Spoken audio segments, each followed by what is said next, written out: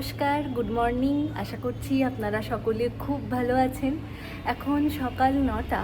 আমি সকাল সকাল উঠে রেডি হয়ে গিয়েছি। তার কারণ হচ্ছে আজকে একটা বড় কাজ করতে যাচ্ছি। বড় বললাম কারণ আমি যাচ্ছি পূর্ত ভবনে। আমি আগের বছর করেছিলাম রেজিস্ট্রেশনটা রিনিউ, কিন্তু তারপর থেকে বিভিন্ন রকমের কাজের ব্যস্ততার কারণে আমি সেই রেজিস্ট্রেশনটা নিয়ে আসতে পারিনি। তো আজকে যাব রেজিস্ট্রেশনটা আনতে। দেখা যাক, পূর্ত ভবন যাওয়া মানে একটা যুদ্ধ জয় করতে যাওয়া। তো দেখি আমি পারি কি না। এখন বুক করব ক্যাব। তো ক্যাবে করেই যাব। এমনি সময় সকাল সকাল বেরোতে হয়, মানে ওই 6টার সময় গিয়ে নাম লিখিয়ে আসতে হয়। তবে আজকে আমি রিনিউ করা রেজিস্ট্রেশন তুলতে যাচ্ছি, তো সেই জন্য ভাবলাম যে অত সকালবেলা গিয়ে লাভ নেই, বরং একটু দেরি করেই যাই। অফিসটা খোলবার আগে গিয়ে ওনাদেরকে জিজ্ঞাসা করব কোথা থেকে সমস্ত প্রসিজার হচ্ছে। চলুন এবার দেখা যাক কাজটা হয় কি না। আশা করছি কাজটা আজকে হয়েও যাবে। সকাল সকাল উঠে এই জায়গাটা এতটা ভালো লাগে, কি সুন্দর, বেশ কালারিং ফুল গাছগুলো লাগানো রয়েছে। প্রথমে গোলাপি, তারপরে একটু সাদা, তারপরে আবার গোলাপি। তো ক্যাব এসে গিয়েছে, কিন্তু ক্যাব ভুল করে অন্য গেটে চলে গিয়েছে, আর আমি এই গেটে দাঁড়িয়ে রয়েছি। এখন এখানেই একটু অপেক্ষা করি। আমি একেবারে আজকে পিক টাইমেই বেরিয়েছি, যে এই সময় সকলে অফিস যান আর কি। তো সেই জন্য রাস্তায় কতটা জ্যাম হয়েছে দেখুন। তবে মনে হচ্ছে আমার আজকে একটু পৌঁছাতে দেরি হবে। নিউ টাউন থেকে সল্টলেকের পূর্ত ভবন যেতে ওই 10 মিনিটের মতন সময় লাগে।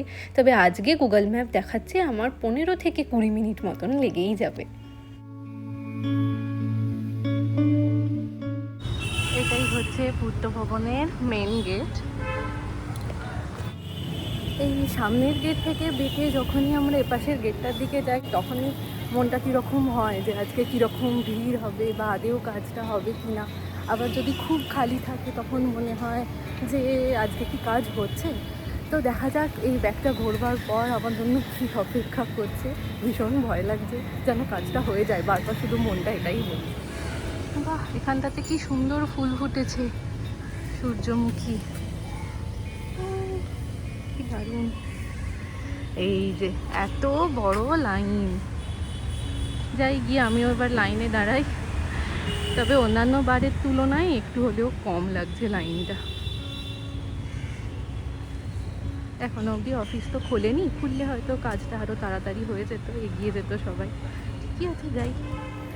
মোটামুটি কাজ হয়ে গিয়েছে। এখানে যে রিসিপ্টটা হয় রিনিউয়াল করবার জন্য টাকা জমা দিয়ে, যে রিসিপ্টটা আমি নিয়ে গিয়েছিলাম, তো সেটা জমা করে দিয়েছি। তো এখন ওনারা বললেন যে ঠিক 1টার সময় এখানে আসতে, তার 5 মিনিট আগে বা পরেও হতে পারে, তো তখন থেকে সার্টিফিকেট দেওয়া শুরু হবে।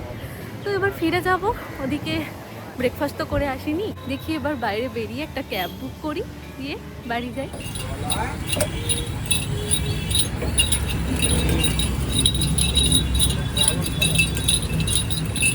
ওই যে ওদিকে আমার ক্যাবও এসে গিয়েছে, আর এদিকে দাদা আখের রস বানাচ্ছে।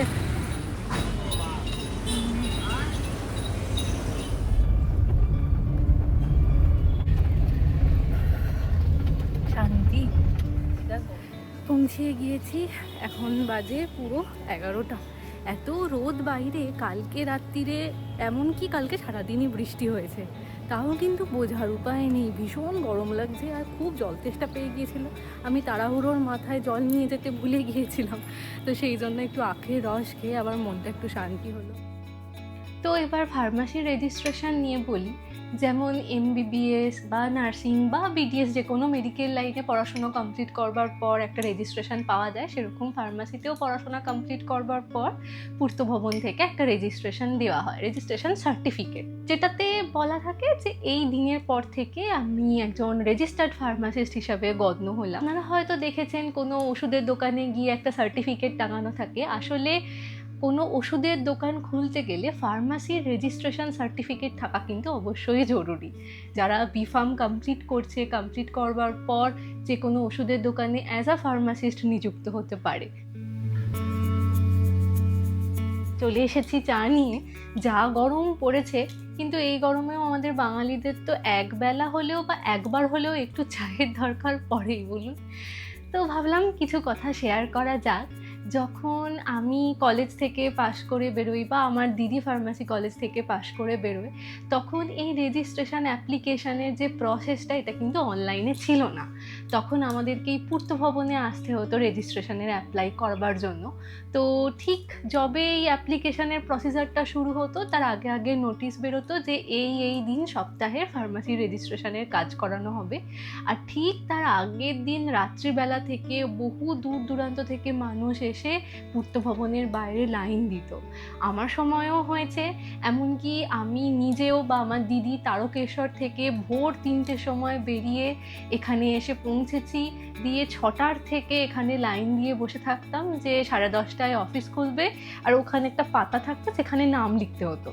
তো সেই নাম অনুযায়ী 1 থেকে 50-এর মধ্যে যদি নাম থাকে তো তাদের কাজ ওই 50 জনের কাজ আগে হবে বা সেদিনে হবে, এরকম একটা ব্যাপার ছিল।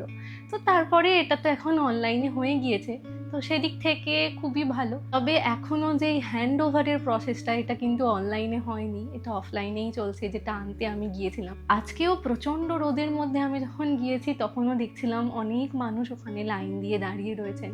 এবার শুধুমাত্র তো ইয়াং জেনারেশান নয়, অনেক বয়স্ক মানুষও আসেন রেজিস্ট্রেশনকে রিনিউ করতে, নানান রকমের কারেকশান করতে, তো তাদেরকেও ওই লাইন দিয়ে দাঁড়িয়ে থাকতে হয়। আমি এখান থেকে অতটুকু গিয়েই এত গরমের মধ্যে এত কষ্ট পাচ্ছি, খালি মনে হচ্ছে যে যারা সারাদিন ধরে ওখানে আছেন তাদের কতটা কষ্ট হচ্ছে। মনে হয় এই প্রসেসটা অনলাইনে হয়ে গেলেই খুব ভালো হয়। যাকে চলুন আর দেরি করব না, এবার বাকি কাজগুলো কমপ্লিট করে নিই, তারপর আমাকে আবার সমস্ত ডকুমেন্টগুলো গুছিয়ে রাখতে হবে। ওনারা বলেছেন আর কিছু লাগবে না, কিন্তু তাও হাতের কাছে সমস্ত ডকুমেন্টগুলো রাখাই ভালো, যদি কোনোটা কিছু দরকার পড়ে তো সেগুলো গুছিয়ে নেব, তারপর আবার রওনা দেব। এখন পুরো 12:30 বাজে, আমি আবার যাচ্ছি। এখন আরও বেশি রোদের পরিমাণ, তবে একদিক থেকে ভালো যে শুরুটা তো হয়ে গিয়েছে, মানে আমি সার্টিফিকেট গেলেই এবার হাতে পাবো।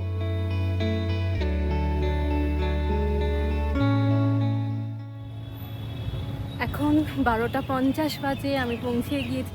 এখন পুরো ফাঁকা, কারণ যারা ছিলেন তাদের ম্যাক্সিমাম জনের তো কাজ হয়ে গিয়েছে, আমার মতনই কয়েকজন আসবেন সার্টিফিকেট নিতে। তো দেখা যাক।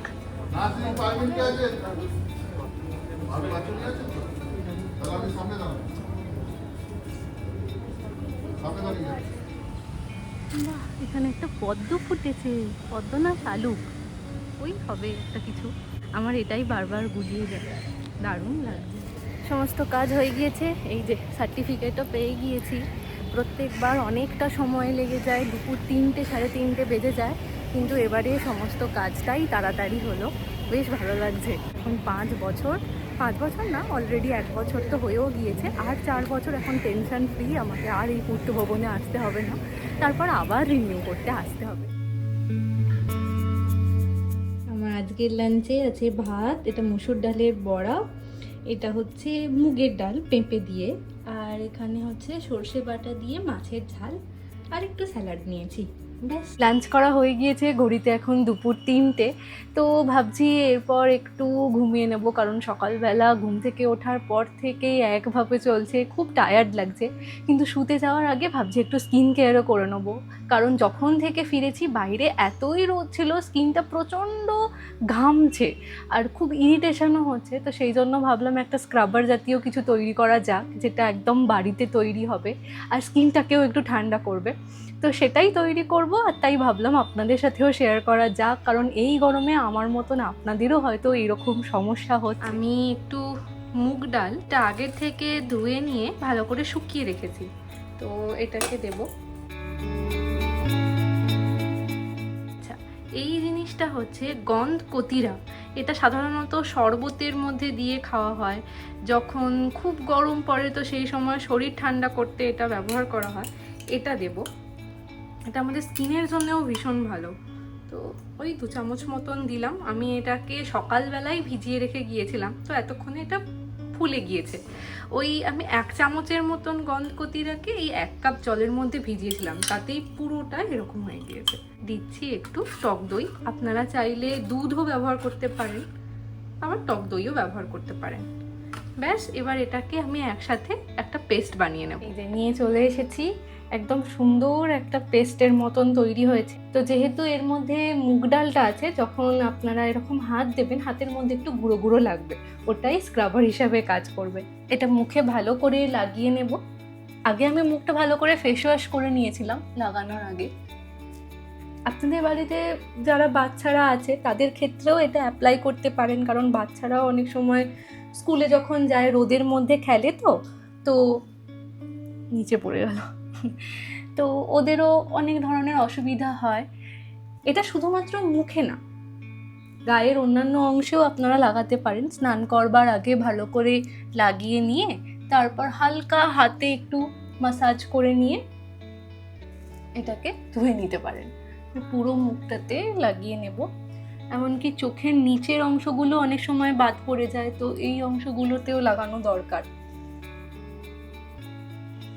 এই প্রচণ্ড গরম কিংবা প্রচণ্ড ঠান্ডার সময়ে বা সব সময় আমরা যখনই হাতে একটু সময় পাই আমাদের স্কিন কেয়ার করা দরকার। আমি মুখে এটাকে লাগিয়ে নিয়েছি।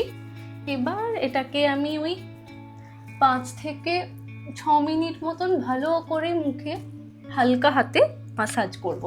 বাচ্চারা অনেক সময় মাসাজ করতে চায় না, তো ওদের ক্ষেত্রে যখন আপনারা ওদেরকে লাগিয়ে দেবেন ওই 2-3 মিনিটের মতন ভালো করে ঘষে লাগিয়ে নিয়ে স্নান করিয়ে দিতে পারেন। ভীষণ ভালো স্ক্রাব হিসেবে কাজ করে। বিশেষ করে গরমের সময় আমাদের স্কিনে যে ট্যান পড়ে যায়, এটা ট্যান রিমুভ করতেও কিন্তু সাহায্য করে। আমি ভালো করে গোটা মুখে মাসাজ করে লাগিয়ে নিয়েছি। এখন একটু শুকনো হওয়ার জন্য রাখবো। অলরেডি শুকনো হতে শুরু করে দিয়েছে, তো একটু শুকিয়ে গেলে তারপর আমি ধুয়ে নেব। এটাকে আমি ভালো করে ধুয়ে নিয়েছি। স্কিনটা যেন একটু ঠান্ডা ঠান্ডা হয়েছে মনে হচ্ছে, আর আপনারাও দেখলে বুঝতে পারবেন অনেকটা ক্লিয়ার হয়েছে স্কিনটা। তো যাব এবার একটু স্কিন কেয়ার করে নেব, মানে মুখটাকে এইভাবে তো খালি রাখা যাবে না, কিছু একটু ক্রিম মাখতে হবে। ব্যাস সেটা করে যাব এবার একটু রেস্ট করতে। আজকের ভিডিওটা তাহলে এখানেই শেষ করছি। আজ তাহলে আসি, আবার আসবো নতুন একটা ভিডিও নিয়ে। ততক্ষণ সকলে সুস্থ থাকবেন, সচেতন থাকবেন আর সকলের খেয়াল রাখবেন।